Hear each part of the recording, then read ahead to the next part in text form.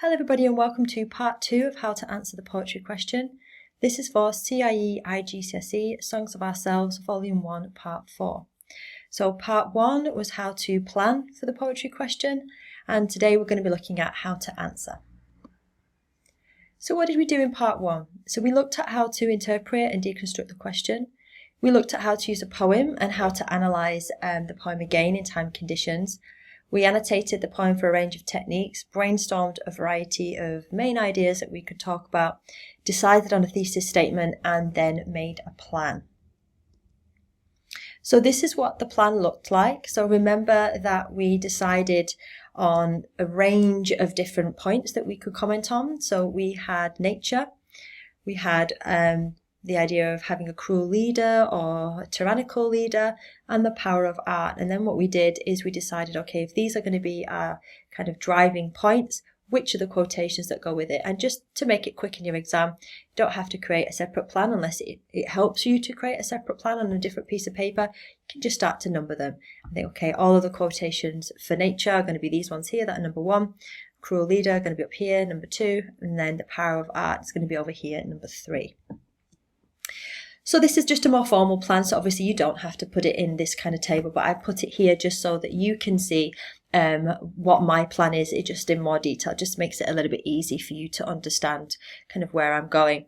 Now I put my thesis statement at the top. Remember we discussed thesis statement in the previous video, and we spoke about, what is your idea? What's your main response to the question? What is the main idea that's being presented in the poem with regards to the question? The question is about power.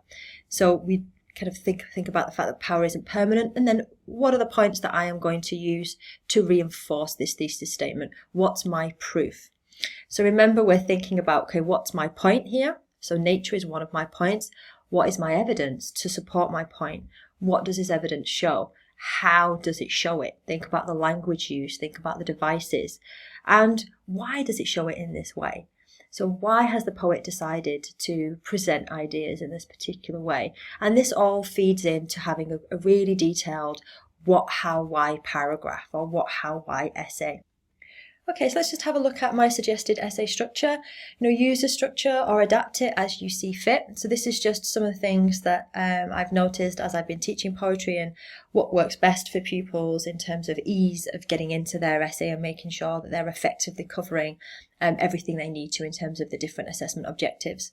So think about your introduction in terms of just three different points. So what's the poem about? So what are the big ideas? Obviously with reference to the question. So do use the keywords from the question here. What does the text do? What does the poet do? Do they warn you about something? Are they emphasizing something? Are they criticizing something? And how do they do it in response to the question? And this is where we think about the various methods that you've already identified for your plan that you think that you may speak about. And then you've got the main body. So you've got section or point 1. So I'll call it a section sometimes, just because you may have a section about nature, but you might have 2 different paragraphs in there. So you may have 2 points about nature. It's all to do with how much you can write in the time that you are given, but also how much you've got to say about each different section. It may be that you write 2 points on nature, 1 point on a tyrannical leader, and then 1 point about art, or it may be vice versa. You could do 2 points for section 2. So like I said, this is just a suggestion. So just think of your main body, and this is where you are proving what you said in your thesis statement.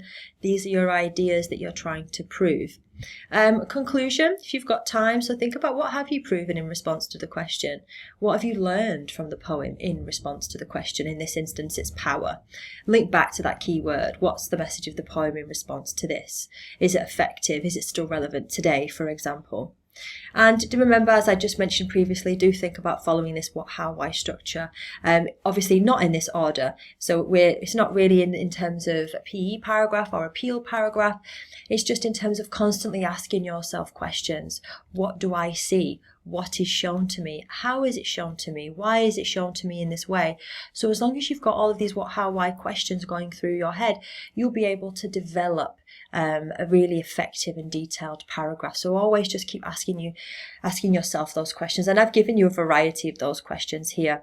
This isn't an order of each point or paragraph.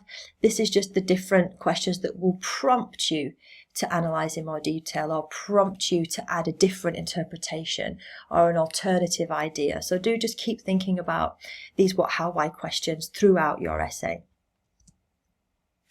And I'm not going to really go through this slide, but I'll just leave it here just because you may want to pause the video and just have a look.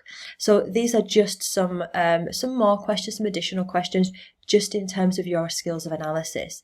So when you're analysing language or when you're analysing a specific technique, just got some questions here to prompt you to make sure that you're taking your analysis as far as you possibly can.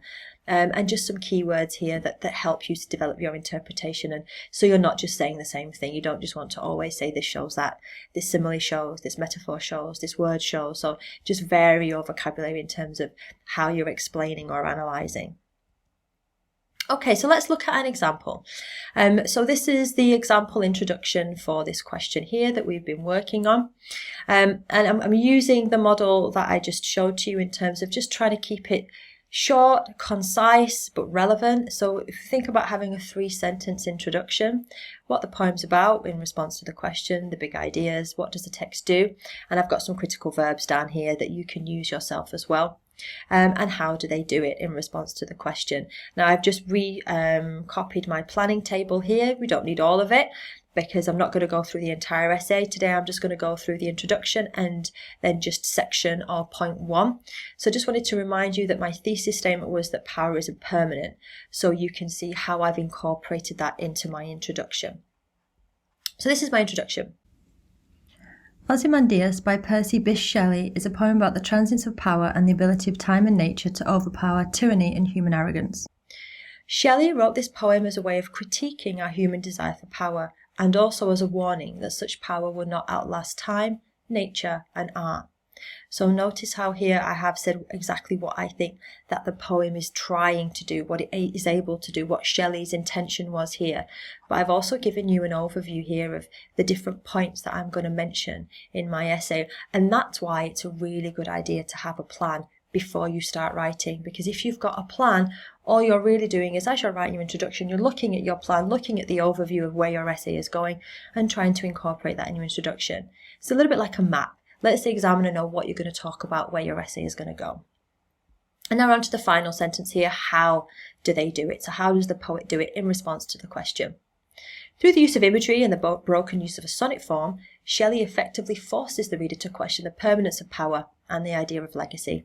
So I've got the methods in there that I'm going to cover at some point in my essay, but again, I've also made it relevant to the question. So what methods do they use in order to get their message across with regards to the question, which is power? So success criteria here is, got the poet's name, got the keyword from the question, my opinion, idea, my viewpoint, my argument. This is what I'm trying to prove. This is basically the crux of my thesis statement.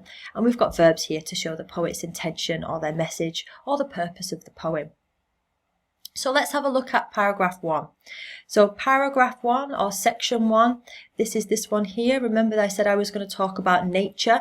These are my quotations. So you want to try and include hopefully more than one quotation. And like I said in the first video, a quotation can just be a word or phrase. It doesn't always have to be an entire quotation itself. It doesn't have to be a line. It doesn't have to be a couple of lines. It can be a short.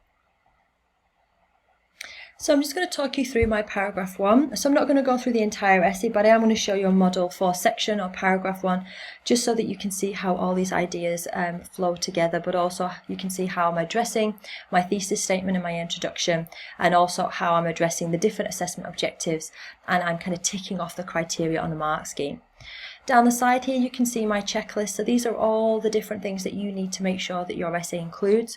Relevant point that shows understanding. You can see that I've colour coordinated everything so you're clear on where I've hit these different assessment objectives or different criteria, and you can just see how effectively that's done and try and replicate that in your own essays. We've got consistent focus on the question.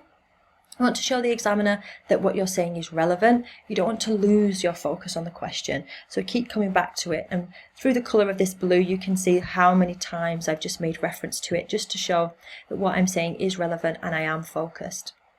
Got your evidence here, so make sure that you do have your quotations. They should be introduced and embedded, and you'll see how I've done that as we go through. And if you are unsure of how to use some of these or do some of these skills yourself, then do check out my micro lessons. So I've got very short videos that go through a lot of the skills that you need in order to be successful on a literature essay. Introducing and embedding skills is one of them, as is analysing techniques and language.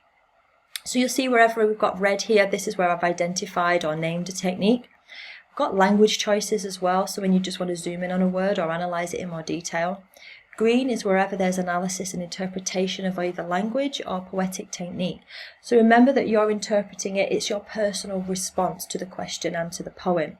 And this is your AO4 as well. So how are you personally reacting to the poem? How are you understanding what those quotations mean in the bigger idea of the poem itself, but also with reference to the question?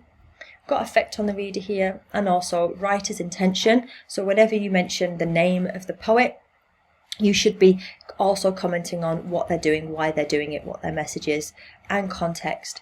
Remember, I told you that context shouldn't just be bolted on, so don't include it if you don't think it's necessary. And you can see that I've only got one small aspect of context here, just the bit that I thought was relevant. If you can't find any context that's relevant, or it doesn't work with your particular point or idea, don't try and shoehorn it in. And then just some extras here to help you with your AO4, just a range of different connectives to show what you're doing, how you're transitioning from one point to another, whether you are adding ideas or whether you're talking about something that's in contrast to something you've already said, and linking phrases and transitions. So let's have a look. Shelley presents the idea that humanity is powerless in the face of nature. So this is my initial point here.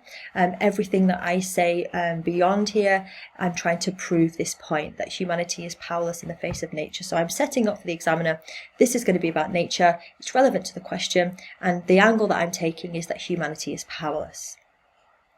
Towards the end of the poem, the statue of Ozymandias is described as a colossal wreck. So note how I've introduced and embedded the quotation here. I've told you whereabouts it is, and I've made it part of my sentence. This noun phrase highlights the decay and destruction that has occurred over time. So I'm identifying the techniques, or I'm naming the word classes that I'm using. In particular, the use of the adjective colossal. So I've decided that I'm going to zoom in on colossal. I'm going to analyse that by itself. Mirrors the arrogance of Ozymandias, so I'm linking it back to the poem all the time, and dissolves self-perception. However, Shelley mocks this idea, so focus on the poet, focus on the intention, by exaggerating the size of the wreck that now replaces the statue. In this way, it can be argued that the decay of the statue also reflects the decayed power and weakness of Ozymandias. So note that I've come back to the question here just to prove that I'm still on track and what I'm saying is relevant. So here we've got the element of context that is relevant here. So this is all about nature. As a romantic poet, Shelley would have had a deep respect for nature, so I know this through the context, so I'm going to use this to further my interpretation. This respect for nature is further reflected in the idea that nature is an unstoppable force. So I've got my linking phrase here, so I've got respect for nature and I've taken this idea further. This respect for nature is further reflected in the idea that nature is an unstoppable force. And note that I've got a reference back to the question here. So even though I've not repeated power too many times, unstoppable force is a reference to power. So don't worry about, always repeating the same keyword from the question. Use synonyms for the keyword or different ways of explaining it. So I've got my connective here to show that I'm going to be adding. Furthermore, the final resting place of Ozymandias is described to be boundless and bare, with lone level sands that stretch far away. The enjambment that joins these two lines, so I'm explaining what job the enjambment does and its relationship, how it kind of binds those two together. And then I'm analysing and interpreting the effect. It reinforces the idea that nature is an unstoppable force that cannot be controlled or dominated by humanity. In addition, so now what I'm doing is I'm adding on, I'm layering my analysis. I'm not just talking about the enjambment here, I'm also going to talk about the alliteration here. So always try and double up. So this is what I mentioned in lesson 1. Try and double up. If you can see more than one technique in a quotation, try and analyse them both and try and think about the relationship between them and how they work together to create meaning. In addition, the alliteration of lone level and sand stretch create a smooth sound that mimics the movement of the encroaching sand as it slowly takes back to nature the statue of Ozymandias and the ancient civilization he ruled. Paired with enjambed lines, the effortless image created by the alliteration reinforces the idea that nothing can withstand nature and time. So this is me going back to my main idea that humanity is powerless, but also I'm showing the examiner that I understand how these techniques work together to create meaning. Despite the assertion on the inscription of the statue, rather than show us the tyranny of an ancient leader, Shelley shows us the tyranny and strength of the sand and therefore nature. So as you can see, I've tried to identify every single aspect of that example where I'm hitting the mark scheme and I'm addressing the assessment objective. So hopefully by colour coordinating in that way, you're able to see, just where you will do something similar in your own writing. And my final tips for you: make sure you make clear points that signpost your essay in terms of what you're going to be talking about. You should be using language from the question or synonyms. Choose relevant and interesting evidence, and it should be something that you know you can talk about. Don't pick a quotation if you think, well, I have got no idea what technique is being used or what I can say. Always pick ones that you think, yes, there's a lot I can say about this quotation. Always name and analyse techniques. If it's alliteration, let the examiner know that you know it's alliteration, but don't just technique spot. So if you just list techniques and you say this is alliteration, but you don't say what the effect of that alliteration is, then you're not going to be gaining very many marks. So always think to yourself, why has that particular technique been used? Why has it been used here? How does it reinforce the message? And again, always coming back to those what, how, why questions. Analyse language choice, even if you have commented on a structural or form technique. So again, double up. Link back to the poet's message or intention wherever you can. Try and use the poet's name. That will force you to say something about what they're trying to do. Link to the effect on the reader. How are we supposed to think? How are we supposed to feel? What are we supposed to do? Link to context only if it's relevant and appropriate to what you're saying. And use academic phrases, connectives, transitions to help you with the development of your. So thank you for taking part in this lesson. Hopefully it has been helpful. Like I said, if you require any extra or additional support with some of the skills that I've mentioned today, then do have a look at my micro lessons. They go through a variety of different skills, tips, techniques for how to write up an analytical literature essay. Goodbye.